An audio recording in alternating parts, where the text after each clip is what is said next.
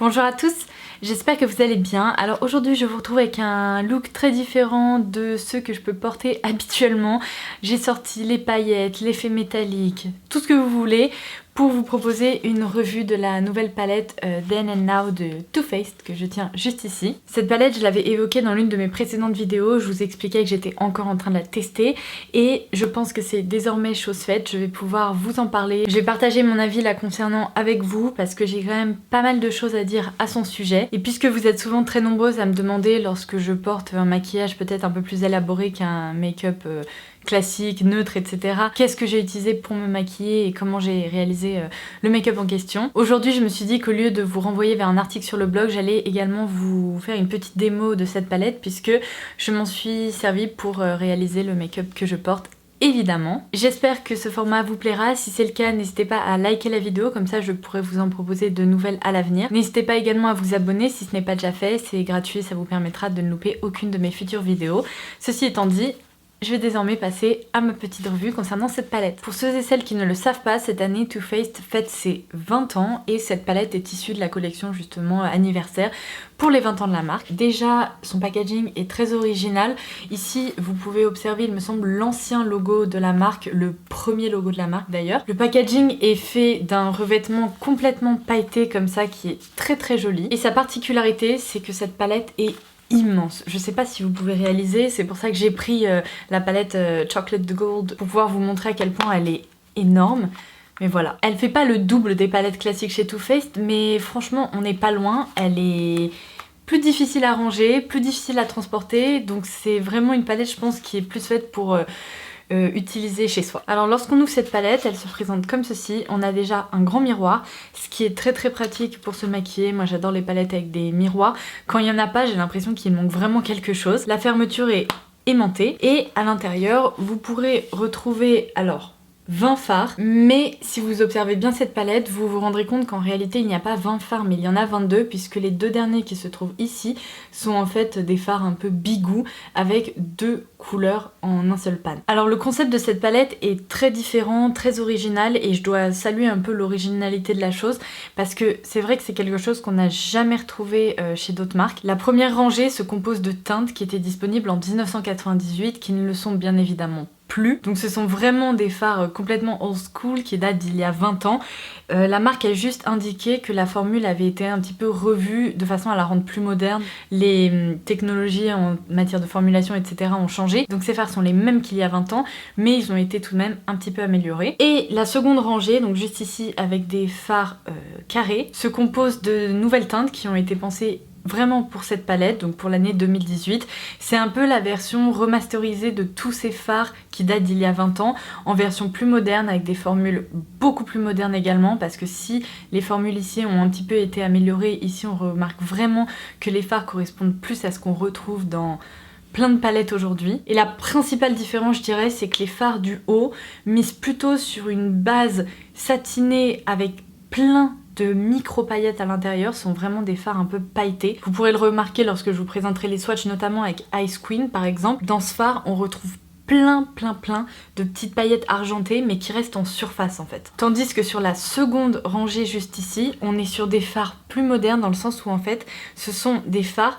qui jouent plus sur un effet complètement foil, métallique, qui correspond vraiment je pense plus à ce qu'on recherche aujourd'hui parce que la tendance du glitter qui peut un peu chuter, je pense qu'aujourd'hui c'est pas vraiment ce que les gens recherchent. Alors moi en revanche, la première remarque que je me suis faite lorsque j'ai découvert ce concept, je me suis dit oui c'est original, oui c'est hyper sympa et c'est vraiment une édition anniversaire différente, collector qui apporte quelque chose. Seulement en regardant la palette comme ça, je me suis dit mais j'ai l'impression que toutes les teintes en fait ça va être des doublons dans différentes textures, mais d'une rangée à l'autre, on retrouve quand même des teintes qui sont très très proches. Après m'en être servi, en réalité, il y a quand même des différences qui font que vous n'avez pas vraiment de réels doublons d'une rangée à l'autre. Les dorés ici ne sont pas du tout les mêmes, les fards un peu roses ici, on retrouve pas vraiment les mêmes sous-tons ni les mêmes finis, donc on peut tout à fait les associer pour créer des looks bien particuliers. Et si elle peut donner cette impression au premier coup d'œil, je dois vous avouer que dans les faits, c'est pas le cas, donc ça c'est quand même une bonne chose parce que si on s'était retrouvé avec 22 teintes mais toutes similaires les unes des autres, l'intérêt de la palette aurait été quand même bien plus limité. Seule petite particularité ici, si vous voulez, pour ces fards un peu bigou, vous en avez un qui est mis sur le noir et l'argenté, mais le noir possède plein de micro paillettes argentées qui peuvent chuter encore une fois. Et ici, on est plus sur un fard avec une touche lumière et un fard noir mat. Sincèrement, je vois pas trop l'intérêt d'avoir deux noirs comme ça différents, un avec des micro paillettes et un sans micro paillettes. Donc c'est juste le point qui me fait un peu tiquer, mais sinon pour les autres fards, ils sont quand même très intéressants. Ce que je dois dire également à propos de cette palette, c'est qu'elle est colorée, mais elle est pas importable. Parce que parfois, avec des palettes colorées, on se rend compte qu'il y a plein de couleurs qu'on n'arrivera jamais à porter au quotidien. Je pense que cette palette, elle est faite pour vous si vous aimez beaucoup porter des teintes un peu roses, des teintes un peu mauve ou violettes, bleutées, et dans une moindre mesure, ajouter peut-être du vert ou du doré ou bien des fards un peu plus neutres, à savoir chocolaté, etc. Parce que quand on regarde un peu cette palette, si on retire cette partie-là, eh bien c'est dans l'ensemble quand même très froid avec beaucoup de sous-tons que je viens de vous citer, à savoir rose, mauve, violet, etc. Donc cette palette c'est un petit peu un vent de fraîcheur qui change et entre nous elle me rappelle beaucoup les palettes un peu old school de Too Faced où il y avait plein de couleurs, où il y avait plein de fards différents. Il y a même 5-6 ans c'était déjà le cas, enfin la marque proposait encore des palettes de ce type là et donc je trouve qu'elle est agréable à regarder, c'est un superbe objet vraiment un peu collector et de ce point de vue là franchement je n'ai que du positif à dire, elle me plaît. Alors maintenant passons au point négatif parce que malheureusement il y en a quelques-uns. Moi le point qui m'énerve le plus avec cette palette c'est à quel point ces fards chutent. Mais je vous assure que ça faisait longtemps que j'avais pas croisé des fards qui laissaient autant de résidus sous l'œil, mais c'est vraiment presque impossible de se maquiller le teint avant d'utiliser cette palette parce que sinon vous pouvez être sûr que vous allez devoir vous munir d'un coton. Vous allez devoir retirer tout votre anti-cerne, votre fond de teint, etc. sous vos yeux et vous remaquiller par la suite parce que vraiment, quand je vous dis qu'il y a des chutes, c'est de la folie. Pour quasiment tous les fards, alors à une ou deux exceptions près, vous verrez il y a plein de poussières qui tomberont là sous votre œil, que ce soit des paillettes, des pigments, et en plus ce sont des pigments assez tenaces et une fois qu'ils se collent comme ça sur votre poudre ou votre fond de teint, vous aurez beau utiliser un gros pinceau, ça ne fera qu'étirer la matière, ça laissera des grosses traînées, bref c'est horrible. En revanche, si vous aimez vous maquiller les yeux avant de vous maquiller le teint, ça sera vraiment pas un problème pour vous dans le sens où il suffira d'utiliser une lingette ou un coton, de retirer l'excédent de poudre qui sera tombé et puis après vous pourrez passer à la suite du make-up. Mais si jamais vous comptez investir dans cette palette, gardez en tête que les chutes sont quand même assez nombreuses. Alors pour contrer les chutes, notamment avec cette rangée de fards, vous pouvez très bien les appliquer au doigt, sachant que ce sont des fards un peu foil métallique. Je trouve que leur rendu sera encore plus beau justement si vous les appliquez au doigt. Vous pouvez également vous munir d'une base un peu collante telle que la Glitter Glue chez Too Faced. L'association de cette base avec ces fards fonctionne très très bien, notamment pour tous les fards là dont je vous ai parlé avec plein de micro paillettes un peu épaisses. Ça évitera qu'elles chutent. Autre point important à noter, dans cette palette, comme je vous disais, la marque a misé sur des effets glitter, des effets métalliques, des effets lumineux, mais il n'y a que très peu de fards mat. Pour ma part, j'en compte 3 et ils ne font que partie de cette deuxième rangée. Donc il y a ici Gretchen, il y a I Can't Even et ensuite Gigi. Je pense que ces fards ont été bien sélectionnés et que vous pourrez tout à fait vous servir uniquement de cette palette si vous voulez créer des looks. Par contre, si vous voulez apporter une petite touche de couleur et partir sur une base neutre, là vous aurez clairement besoin de vous munir d'une autre palette pour compléter un peu et pour utiliser plus de teintes neutres, plus de teintes mat. Entre nous, je ne regrette pas qu'il n'y ait que 3 teintes mat dans cette palette parce que pour Gretchen c'est pas le cas, mais notamment pour I Can't Even, donc le fard plus foncé, je trouve que ce fard fait des patchs mais violent. C'est-à-dire qu'on a du mal à l'appliquer de façon uniforme, on a du mal à... Enfin, pas vraiment à l'estomper parce qu'il s'estompe, mais il a tendance à faire des patchs sur la paupière. Donc finalement, ce fard mat très foncé peut tout à fait vous servir de base, peut vous servir à apporter un peu de définition, mais après, passer sur d'autres fards parce que leur rendu sera bien plus joli que pour celui-ci notamment. Du coup, je vous propose qu'on passe tout de suite au swatch, ça vous permettra de voir un peu les couleurs qui composent la palette et de déterminer si elle pourrait vous plaire ou non. Donc je commence par la teinte Twinkie, puis vient Pixie Dust, Dirtbag et Rizzo. Vient ensuite le fard Zaza, Temper Temper, Trixie et Villain. Et je termine par Ice Queen et enfin Ooh and Ah, qui est donc le fard bicolore de cette rangée. Puis on passe à la rangée de 2018. Je commence par Glitter Donut, Lost Boys, NSFW, Gretchen. Puis vient Reality Star, I Can't Even, Gigi, Shady B, parce que je vais éviter d'être vulgaire dans cette vidéo. Et enfin on termine par Chill Out, qui est vraiment un bleu incroyable comme on en croise rarement. Et Oulala. Et je vais également vous montrer comment j'ai réalisé le maquillage que je porte aujourd'hui comme promis. Donc pour commencer, j'ai unifié ma paupière mobile, appliqué un fard couleur chair pour partir sur une base vraiment uniforme. Et ensuite j'ai balayé le fard Gretchen avec un pinceau estompeur juste au-dessus du creux de ma paupière. C'est vraiment la teinte qui va permettre de créer un halo, créer un dégradé. Puis ensuite avec un pinceau assez dense, j'ai prélevé I Can't Even que j'ai appliqué au niveau du coin externe de l'œil. Je l'ai également un peu remonté dans le creux. Ensuite, j'ai prélevé un petit peu de glitter glue au doigt. Je l'ai appliqué sur ce fard I Can't Even. Puis toujours au doigt, j'ai prélevé la teinte Shady B parce que je voulais vraiment partir sur un make-up un petit peu violet rose. Et j'ai tapoté ce fard par-dessus la glitter glue.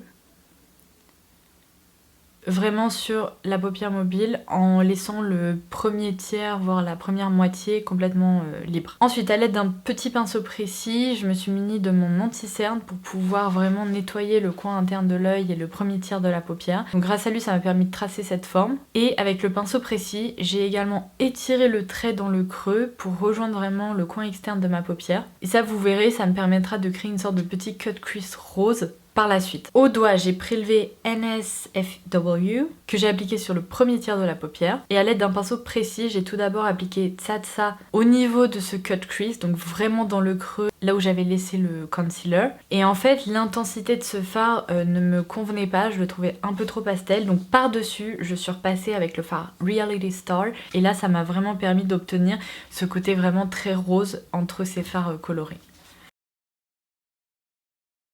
En coin interne, j'ai opté pour la partie la plus lumineuse du fard Oulala. Je trouve que le maquillage manquait un peu d'intensité, donc à l'aide d'un pinceau crayon, je me suis munie de la teinte noire dans le fard Oulala et j'ai commencé à le travailler uniquement en coin externe de l'œil, puis je l'ai très légèrement remonté dans le creux par-dessus le rose.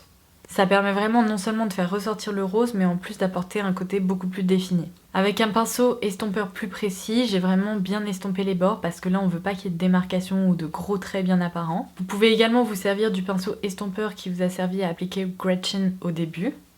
Au niveau du ras de cils inférieur, avec un pinceau très précis, j'ai appliqué de la glitter glue. Et j'ai utilisé exactement les mêmes fards que j'ai utilisés dans le creux, à savoir tout d'abord Tsatsa, puis Reality Star. Le trait, je l'ai un petit peu étiré en coin interne et en coin externe pour apporter un côté un petit peu plus graphique et vraiment avoir un effet trait. J'ai ensuite bien évidemment tracé un trait de liner. Et je suis passée à l'application du mascara qui permet vraiment de finaliser le look et de le rendre bien plus joli. Sous l'arcade sourcilière, pour apporter une petite touche lumière, je me suis de nouveau servi de la teinte claire du fard Oulala. Et d'ailleurs, je tiens à vous dire que dans cette palette, vous ne retrouverez pas vraiment de touche lumière, mis à part celui-ci dans le fard Oulala, parce que juste au-dessus, c'est vraiment un fard argenté. Et voilà le résultat.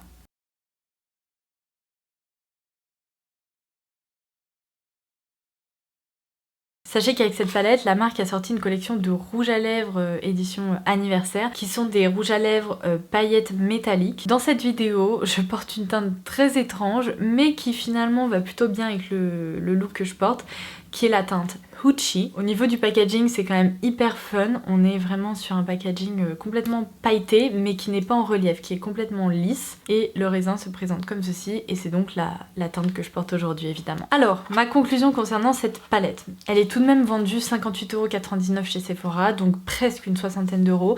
Elle n'est pas donnée. Ça c'est clair et net. Après, l'objet en lui-même est tout de même très réussi. On voit que la marque a fait vraiment attention aux détails. Pour ma part, je préfère 1000 fois la rangée 2018 plutôt que la rangée old school qui reprend des fards de 98.